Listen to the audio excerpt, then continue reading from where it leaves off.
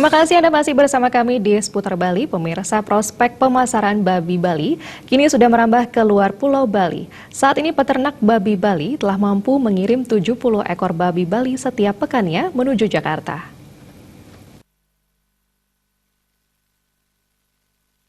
Peternak babi Bali kini bisa bernafas lega karena babi Bali sudah bisa menembus pasar Jakarta. Seperti yang dilakukan salah seorang peternak babi asal Tabanan, Jero Tesan. Kini, Jero Tesan sudah mampu mengirim babinya ke Jakarta sebanyak 70 ekor per pekannya. Menurut Jero Tesan, pemasaran babi Bali ke Jakarta sangat terbuka lebar. Saat ini jumlah kebutuhan akan daging babi di Jakarta sangat tinggi, berkisar 900 ekor per harinya.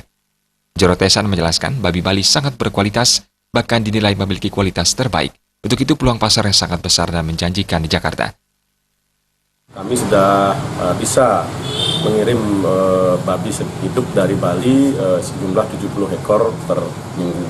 Ini akan berkembang terus dan berjalan terus seiring kebutuhan yang ada di Jakarta saat ini.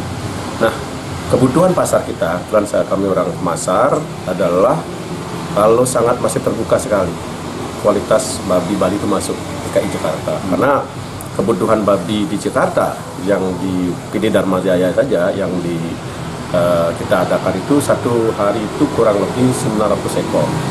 Dan itu babinya kebanyakan dari Solo dan beberapa dari Lampung.